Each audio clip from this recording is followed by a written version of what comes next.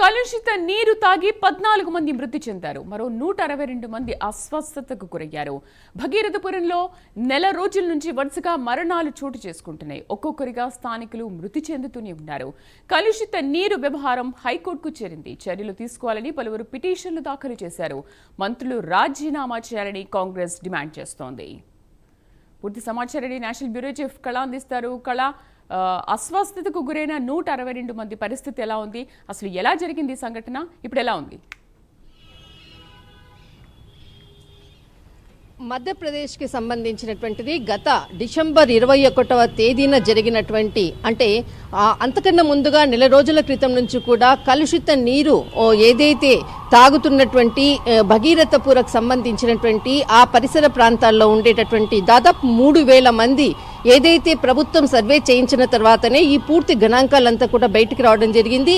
కలుషిత నీరు తాగి ఒక్కొక్కరుగా మరణాల సంఖ్య పెరుగుతూ ఉంటే అటు అంటే అనారోగ్య సమస్యలతో వాళ్ళు మరణించారు అన్నటువంటిది అప్పటి వరకు ఉన్నటువంటి డాటా. దాదాపు డిసెంబర్ 21వ తేదీన సుమిత్ర అనేటువంటి మహిళ మరణించడంతో ఒక్కసారిగా దీనిపై ఫోకస్ చేయడం జరిగింది.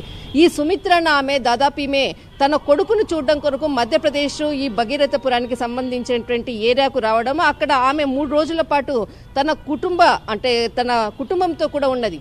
అయితే ఎప్పుడైతే ఆమె అక్కడ ఉండేటటువంటి పరిసర నీటిని తాగడంతో ఒక్కసారిగా కూడా ఆమె హాస్పిటలైజ్డ్ కావడము, వితిన్ ఒక 2 అవర్స్లోనే ఆమె మరణించడంతో ఒక్కసారిగా అతని అంటే ఎవరైతే అక్కడ ఆమె వాళ్ళ కుటుంబ సభ్యులు కూడా దీనిపై ఎలాంటి అనారోగ్యమే లేదు, ఎందుకు చనిపోయింది అన్నటువంటిది వాకప్ చేస్తే ఒక్కసారిగా కూడా అంతకన్నా ముందుగా ఒక వారం రోజుల క్రితము ఒక 5 నెలల చిన్నారి పాప కూడా మరణించడంతో అక్కడ ఉండేటటువంటి డాక్టర్లందరూ కూడా ఇతర అనారోగ్య సమస్యలను చెప్తున్నారు. కానీ ఇక్కడ ఒక వాటర్ అంటే నీటి యొక్క కలుషితమైనటువంటి నీరు తాగడంతో ఇది మరణాలు జరుగుతున్నటువంటిది విషయాన్ని ఎక్కడా కూడా బయట వెల్లడి చేయలేదు. కానీ కొంత ఎవరైతే కుటుంబ సభ్యులు మరణించిన తర్వాత వాకప్ చేసినటువంటి సమాచారాన్ని బట్టి ఒక్కసారిగా కూడా దాదాపు 4 రోజుల నుంచి కూడా తీవ్రమైనటువంటి సమస్య, దాదాపు ఇప్పటి వరకు కూడా ఈ రోజటి వరకు 14 మంది మరణించినట్లు, దాదాపు 160 మంది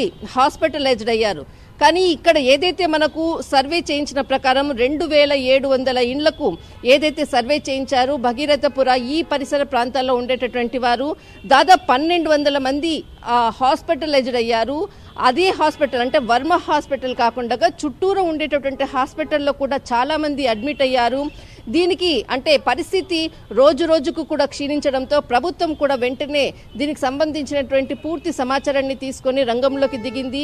ఎక్కడైతే డ్రైనేజ్ ఎక్కడ లీక్ అవుతుందో దానికి సంబంధించినటువంటిది గుర్తించిన తర్వాత దానికి అంటే ఏదైతే ఇక్కడ భగీరథపురకు సంబంధించినటువంటి పోలీస్ స్టేషన్ పరిధిలో చాలా కీలకంగా కూడా ఒక పైప్ లైన్ వెళ్ళేటటువంటి దారిలో అక్కడ ఏదైతే డ్రైనేజ్కి సంబంధించినటువంటి వాటర్ కలుషితం కావడంతో ఈ సమస్య తలెత్తింది అన్నటువంటిది అధికారులు గుర్తించడం జరిగింది.